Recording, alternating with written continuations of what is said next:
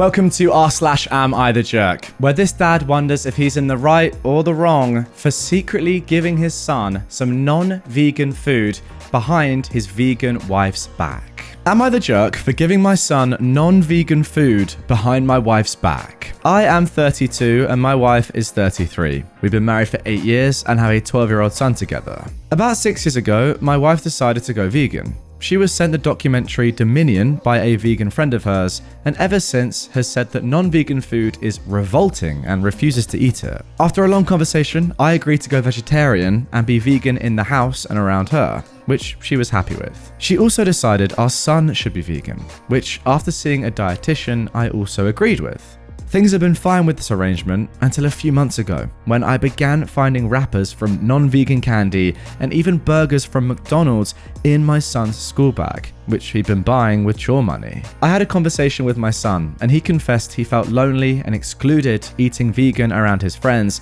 and that they always had much better candy than he did, and it wasn't fair.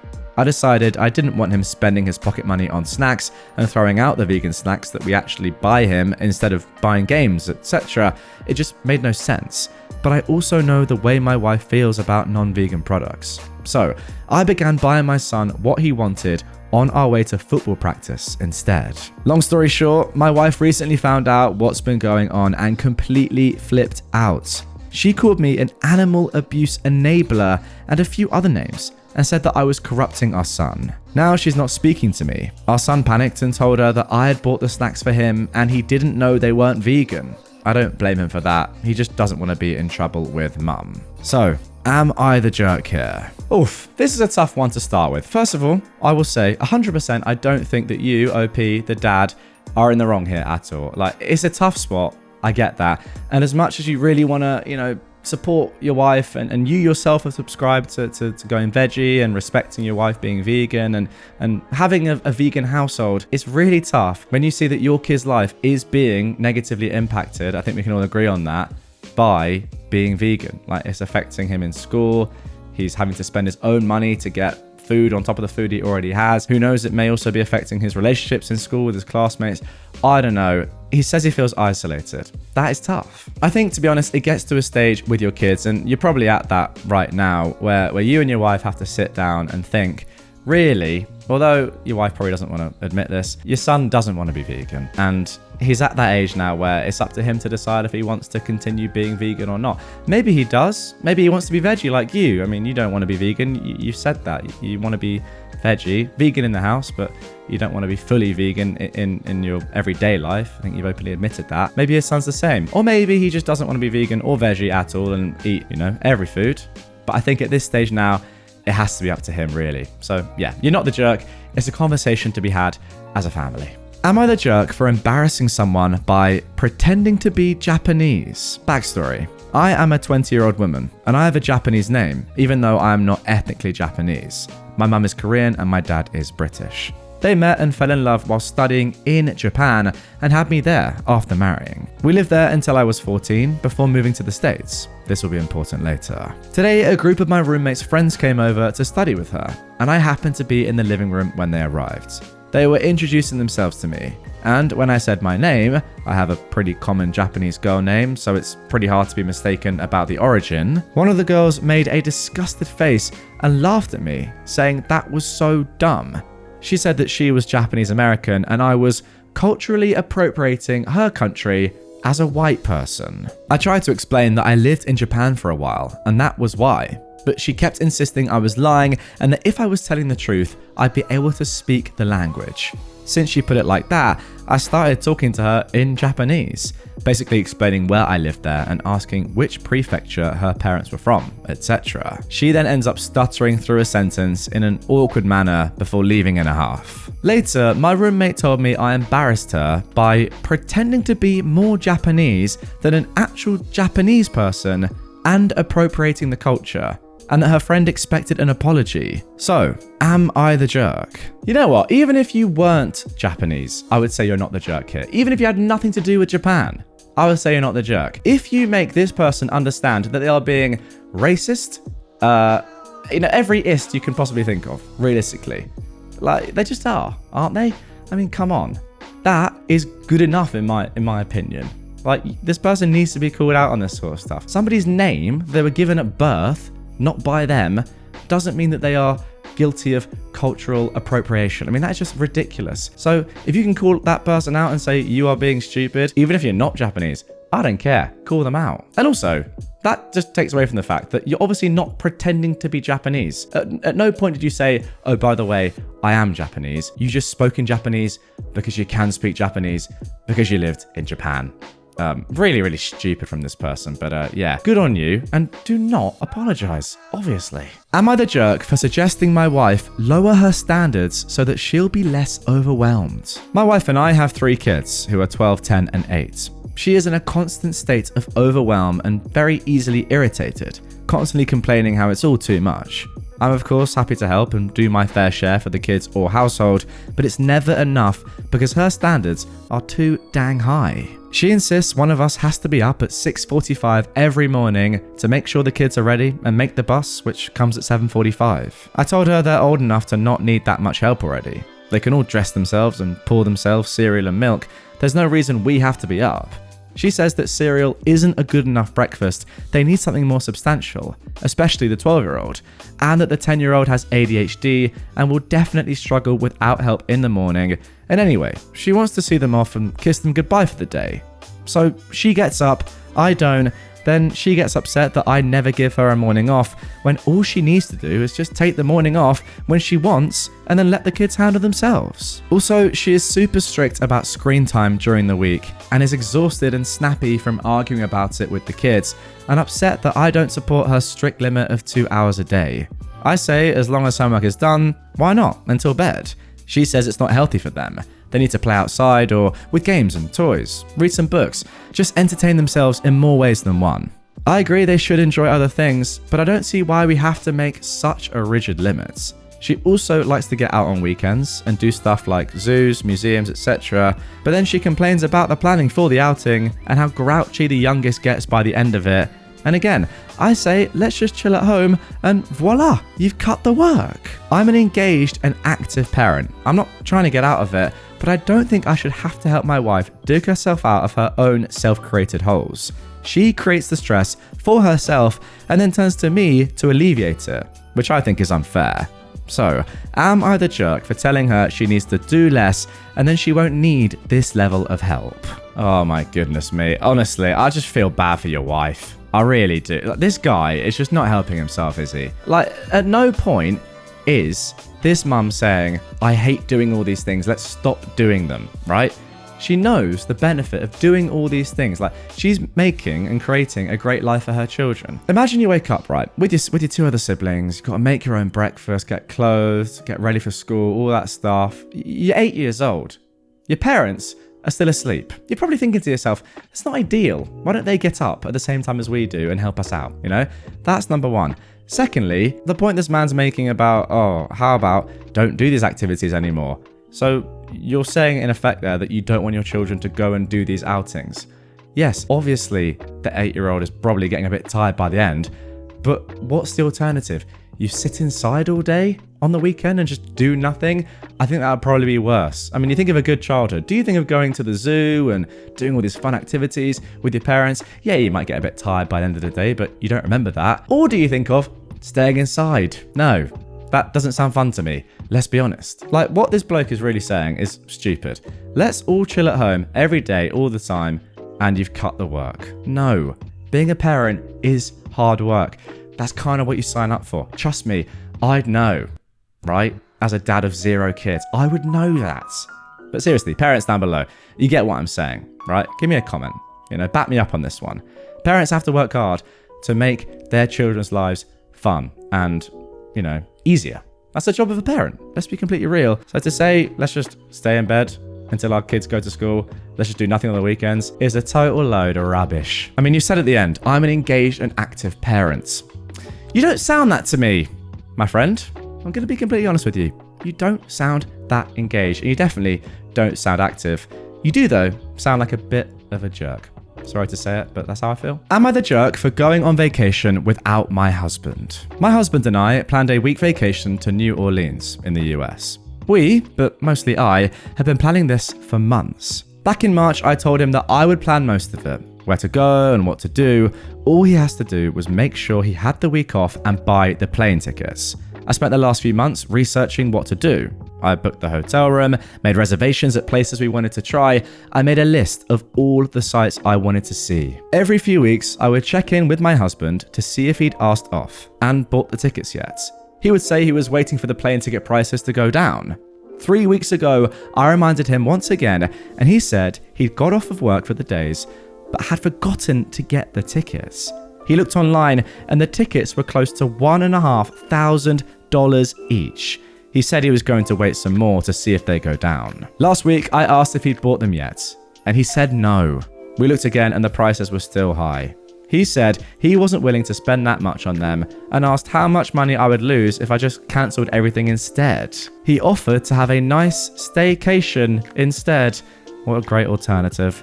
I told him I wasn't willing to cancel everything because I spent so much time planning it. We argued and we didn't come to a conclusion. I wound up buying just one ticket for myself. And when I flew out on Saturday, I told him I was still going, and he acted all surprised that I didn't want to stay home with him. I am in New Orleans now, and he's blowing up my phone, saying that I'm a jerk for still going without him. He was trying to get a ticket to come too, but I told him if he came, he's getting his own hotel room because this is now my vacation away from him. Am I the jerk? Oh my god, maybe this is the same husband from the last post. I mean, Jesus Christ, this is ridiculous. What an idiot. Like, obviously you're not the jerk. It's just what a clown. Everybody knows, by the way, that unless you get really, really lucky with some last minute prices to undesirable locations, plane tickets are pretty much always cheaper the further out from the date you are. It's just like a common fact. Yeah, I know there's times and there are deals when it's not the case, but the majority of the cases, that is the truth. So I don't really know what your husband was thinking there. Was he really after some last minute deal that was gonna save him probably like $10, $20 per ticket on what he would have got if he'd just paid for the tickets when you asked him the first time? No, he's just being lazy. That is the honest truth. And he's also not respecting the amount of time and effort that you spent into doing all the work for a probably really nice vacation. He's a clown, and absolutely enjoy the holiday on your own. Am I the jerk for telling my sister it's her fault her son is being bullied? My sister, who is 33 years old, has 2 sons, Bracken, who is 13, and Neville, who's 11. My husband and I went to a basket raffle at our local library this past weekend with my sister, Bracken, Neville, Bracken's girlfriend, and my sister's husband. This raffle is held every year and has many local businesses and organizations donate baskets to help raise funds for the library. There are all sorts of baskets, from free messages to gift cards to sports jerseys and so much more. Bracken got some tickets for all of the sports-related ones. He plays baseball and has done this every year, and he's been pretty successful in the past. Bracken then went around with his girlfriend. I was hanging out with my husband, sister, and rest of the family while looking at the baskets when Bracken and his girlfriend came back to us. Shortly after this, while still looking at the baskets, we saw some sciencey baskets with projects and books for kids and adults. This type of stuff is what Neville likes. It was going fine until, in that section, they had a few baskets that were aimed at girls in science/STEM. When Neville saw the baskets, he called them stupid and started making some pretty awful comments about how girls are too dumb for science and that's why they needed special baskets.